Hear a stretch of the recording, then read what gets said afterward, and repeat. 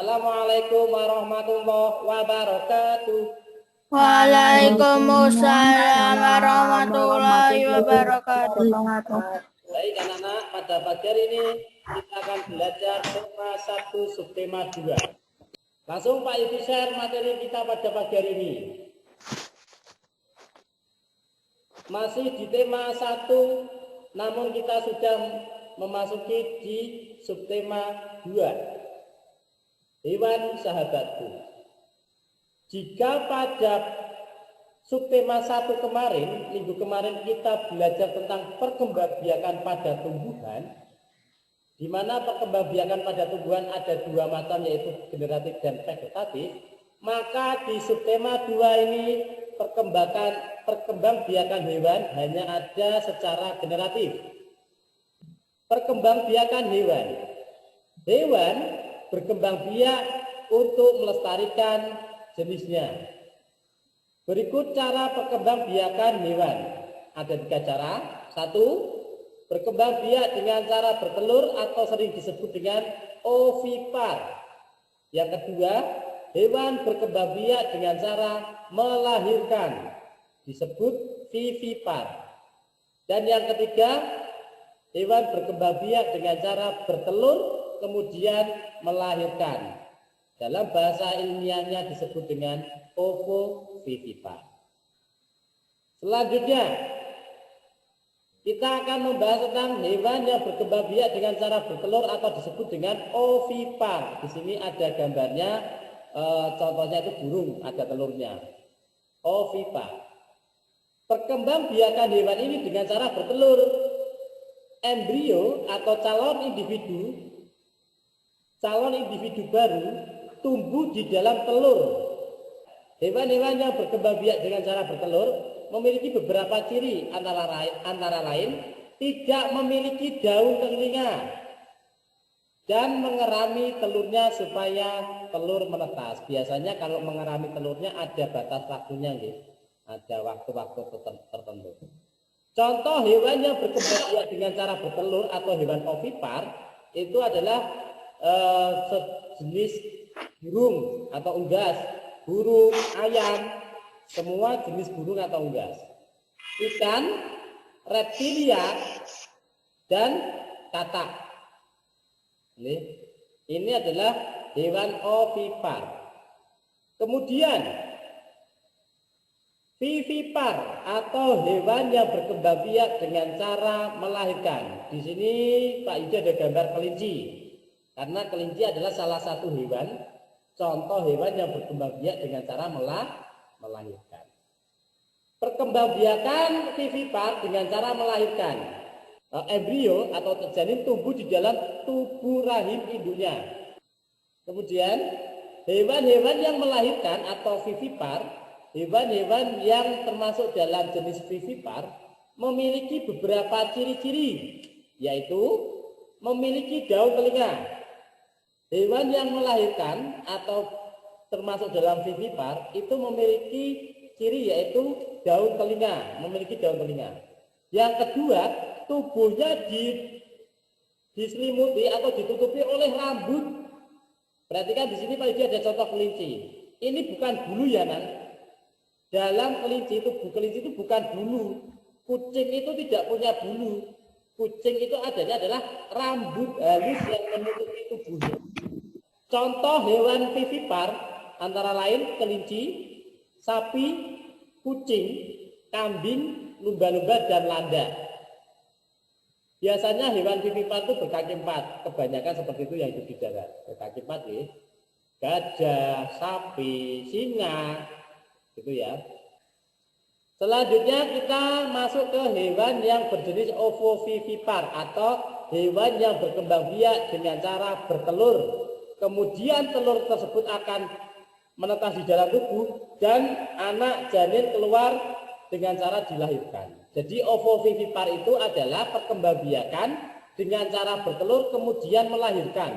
Penjelasannya adalah seperti ini. Embrio tumbuh di dalam telur atau calon janin tumbuh di dalam telur yang disimpan di dalam tubuh induknya. Setelah menetas di dalam tubuh induknya, individu baru tersebut akan dikeluarkan dari tubuh induknya dengan cara melahirkan. Perkembangbiakan hewan dengan cara bertelur dan melahirkan ini disebut dengan ovovivipar. Hewan-hewan yang bertelur dan melahirkan tidak memiliki ciri khusus seperti hanya ovipar tadi dan vivipar. Jadi ovovivipar tidak memiliki ciri khusus. Contoh hewan yang berkembang biak dengan cara ovovivipar antara lain ikan hiu, kuda laut, dan platypus. Contohnya, Pak ulangi, ikan hiu, kuda laut, dan platypus. Nah, ada juga beberapa jenis ular buah terutama. Ular buah itu bertelur di dalam tubuhnya, telur kemudian menetas, dikeluarkan anak-anaknya dikeluarkan melalui dengan cara melahirkan oleh induk ular buah tersebut. Untuk selanjutnya kita masuk ke IPS, tentang kegiatan ekonomi di Asia Tenggara. Kawasan Asia Tenggara yang bekerjasama membentuk suatu organisasi yang namanya ASEAN, itu kita lihat kegiatan ekonominya bisa dipengaruhi oleh kondisi geografis pada negara tersebut. Jadi kondisi geografis dapat berpengaruh pada pertumbuhan ekonomi negara-negara di Asia Tenggara.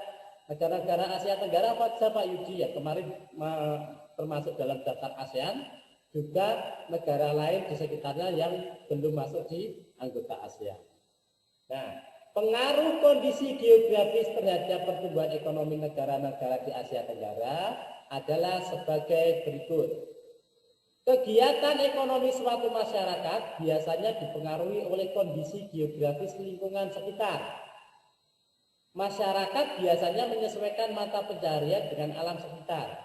Jadi masyarakat pada negara, pada kawasan wilayah tertentu, itu mereka akan biasanya menyesuaikan mata pencahariannya dengan alamnya. Alam di pegunungan itu bermata pencaharian dengan bertani, berkebun. Alamnya di perkotaan bermata pencaharian dengan di bidang industri, perdagangan, pemerintahan, gitu ya. Oleh karena itu, kegiatan ekonomi masyarakat di suatu daerah dapat berbeda dengan daerah lain. Kenapa kok dapat berbeda dengan daerah lain? Karena kondisi geografisnya pun berbeda. Baik, Pak Yudi lanjutkan. Negara-negara di Asia Tenggara memiliki potensi ekonomi yang beragam. Seperti halnya misalkan kita melihat di negara kita Indonesia. Mayoritas kegiatan ekonomi masyarakat Indonesia bergerak di bidang pertanian dengan komoditas utama yaitu seperti padi, kelapa sawit, tebu, kopi, kakao, teh, karet, dan tembakau. Jadi kita bisa melihat di negara kita Indonesia karena geografisnya berbentuk pulau-pulau dan banyak sekali pegunungan sehingga mayoritas kegiatan ekonomi warga masyarakat Indonesia itu bergerak di bidang pertanian. Komoditas utamanya apa? Komoditas utama itu adalah hasil yang paling banyak dihasilkan, hasil pertanian yang paling banyak dihasilkan, yaitu padi, kelapa sawit, tebu, kopi, dan lainnya. Itu ya. Terus kita lihat lagi untuk negara tetangga kita, yaitu Brunei Darussalam.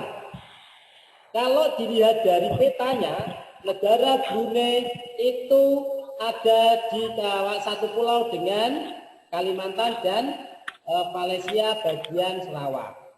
Nah, karena negara Brunei hanya negara kecil di Asia Tenggara dan memiliki banyak sekali sumber daya alam pertambangan, maka di Brunei Darussalam sumber pendapatan terbesar atau kegiatan ekonominya berupa pertambangan minyak bumi dan gas di Brunei Darussalam. Kita lanjut ke negara berikutnya, contoh negara berikutnya. Nah, di sini ada peta yang kita tampilkan adalah Singapura.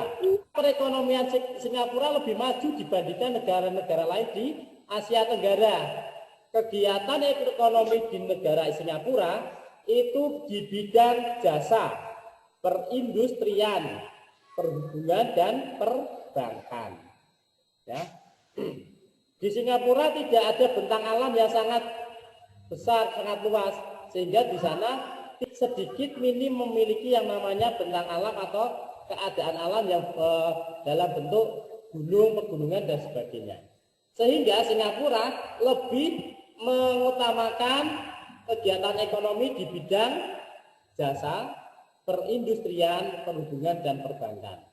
Di subtema yang lalu kita sudah bahas bahwa Singapura adalah salah satu negara dengan pendapatan per kapita tertinggi di Asia Tenggara. Itu nggih. Ya. Oke, setelah ini ada pertanyaan. Kita sudah membahas tentang materi IPA dan IPS di subtema 2. IPA tadi kita membahas tentang perkembangbiakan generatif atau perkembangbiakan pada hewan, di mana perkembangbiakan pada hewan ada 3 macam, betul ya? Ovipar, vivipar, dan ovovivipar, beserta ciri dan contoh hewannya. Kemudian di pelajaran IPS ini kita membahas tentang pengaruh geografis atau keadaan alam negara-negara Asia Tenggara dengan kegiatan ekonomi di negara-negara tersebut. Kita sudah membahas ada 3 negara yang kita bahas. Yang pertama adalah Indonesia, yang kedua Brunei Darussalam, dan yang ketiga adalah negara Singapura. Oke, ada pertanyaan? Oh, kayaknya tidak. Kalau kayaknya tidak ada pertanyaan, ini Pak Yudi ada pertanyaan buat kalian. Pertanyaannya Pak Yudi berupa, tugas muatan pelajaran IPA dan IPS. Tugas muatan pelajaran IPA, yang pertama, sebutkan cara perkembangbiakan hewan di bawah ini beserta dengan ciri-cirinya. Nanti tugas ini Pak Yudi kirim di link, dan dalam bentuk PDF Pak Yudi akan kirim ke kalian. Nah, ini hewan pertama kira-kira apa ya ini ya? Gambar hewan apa ya? Gajah besar. Gajah besar. Gajah. Yang kemudian ada gambar ini. Manuk. Burung. Manuk ya? Iya. Burung apa itu yang siapa yang tahu? Robert. Robert. Turi. Nah, ini untuk tugas IPA.